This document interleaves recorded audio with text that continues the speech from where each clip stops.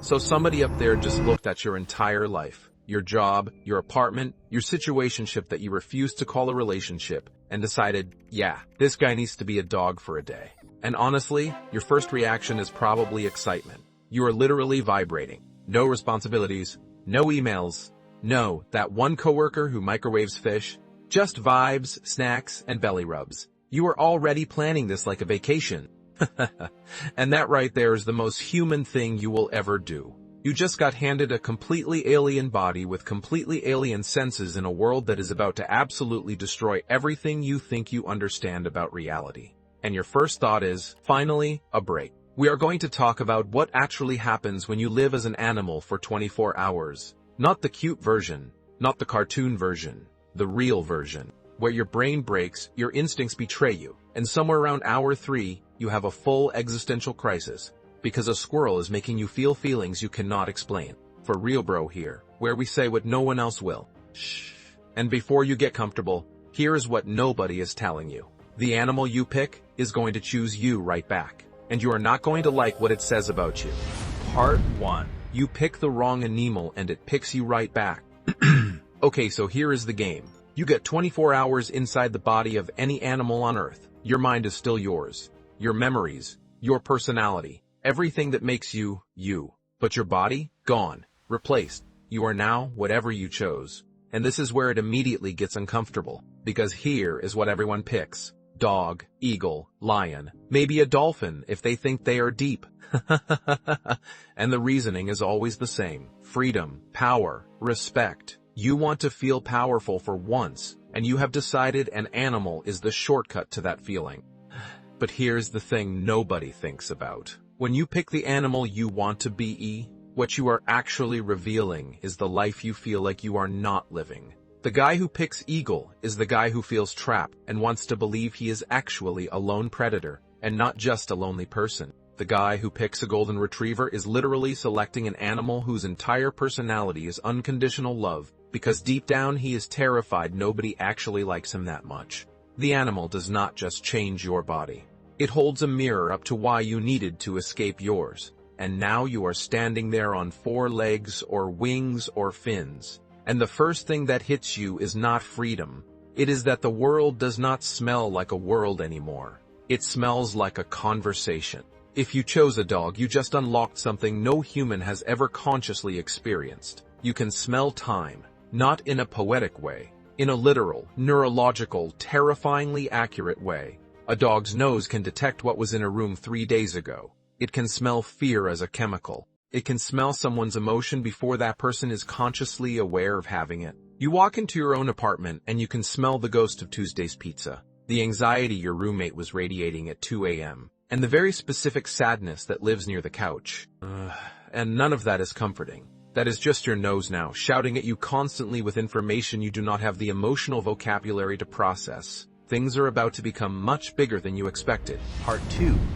The perks are real and they are immediately terrible. There are benefits. Real ones. Let us not pretend. If you are an eagle right now, you are looking at the world with 8 times human visual acuity. You can see a rabbit moving from 2 miles away. You can see individual blades of grass from 1,000 feet in the air. You are not watching the world. You are reading it. And your first thought, because you are still a human brain inside this bird body, is that you immediately want to find the nearest city and spy on people. That is where your mind goes. Unbelievable. If you are a cheetah, you just became the fastest land animal on Earth. 0 to 70 miles per hour in 3 seconds. Your spine is literally flexible enough to act like a spring. Your whole skeleton is a performance machine. And for about 45 seconds, this is the most alive you have ever felt. And then you stop. Because a cheetah cannot maintain a sprint for more than 30 seconds or its brain overheats. You are now sitting in the grass, gasping, with a migraine that evolution built into you, and the gazelle you were chasing is already in another country. This is the first hidden crack in the whole fantasy. Every animal superpower comes with a cost that evolution paid for in suffering. Bats can echolocate, which sounds incredible, until you realize a bat's hearing is so sensitive that thunder is the equivalent of a flashbang grenade to its nervous system. Mantis shrimp can see 16 types of color receptors compared to your human 3, which sounds like a superpower until scientists discovered that mantis shrimp actually process color worse than humans because their brain is too overwhelmed to compare the signals. More senses does not mean a better experience. Sometimes more senses just means more noise. And somewhere around hour 2, you start to notice something quiet and deeply unsettling.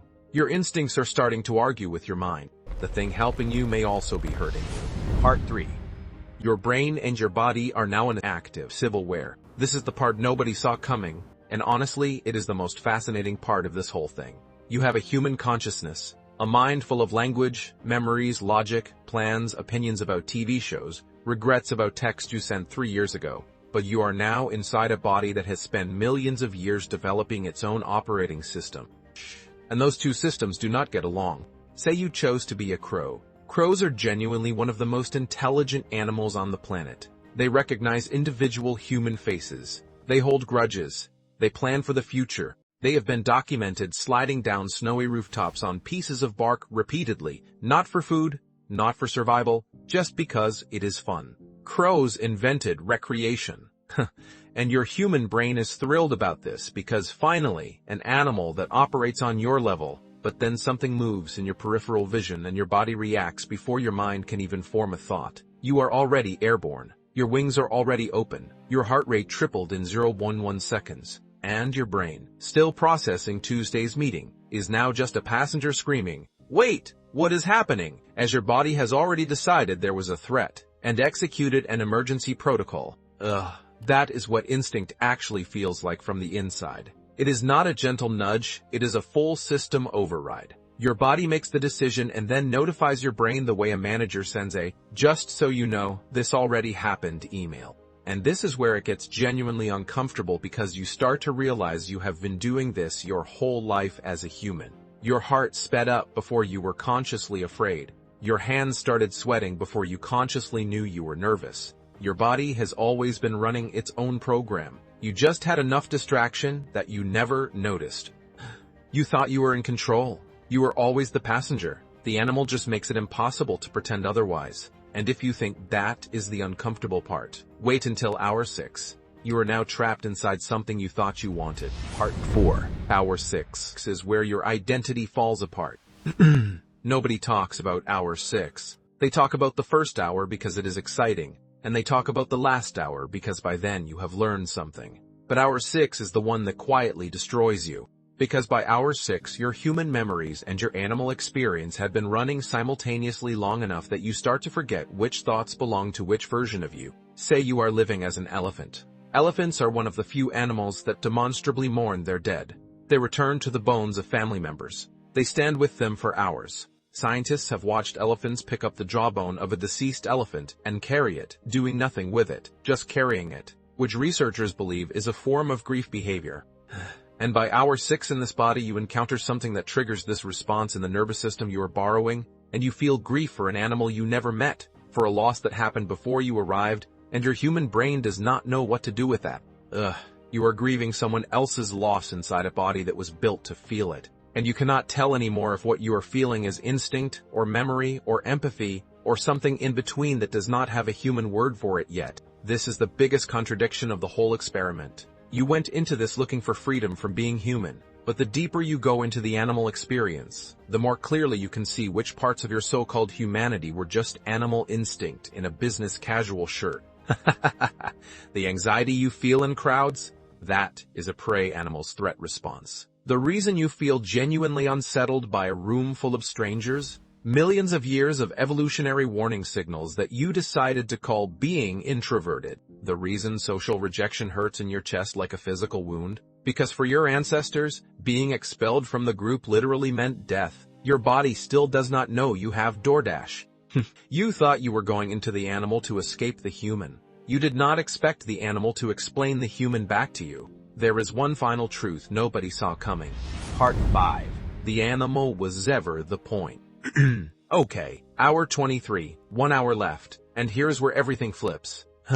By now, if you are honest with yourself, you are ready to go back. Not because the animal experience was bad, but because something happened that you did not expect at all. You had a moment where you were completely, genuinely, totally present. not thinking about what you said last week, not mentally rehearsing a conversation that might never happen, not planning tomorrow while pretending to experience today, just fully, entirely in the moment. Because the animal body does not have the hardware for anything else. It cannot simulate futures or replay pasts. It is just here, always just here. And that right there is the realization that is going to sit with you for the rest of your actual human life. You spent decades being told that humans are more evolved than animals.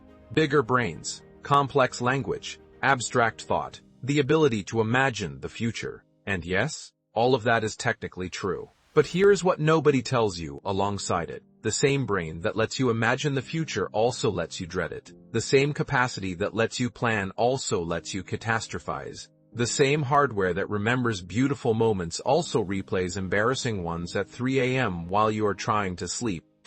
You are not just more evolved, you are more complicated. And complicated is not always better. Sometimes complicated is just a golden retriever that has learned to overthink fetch.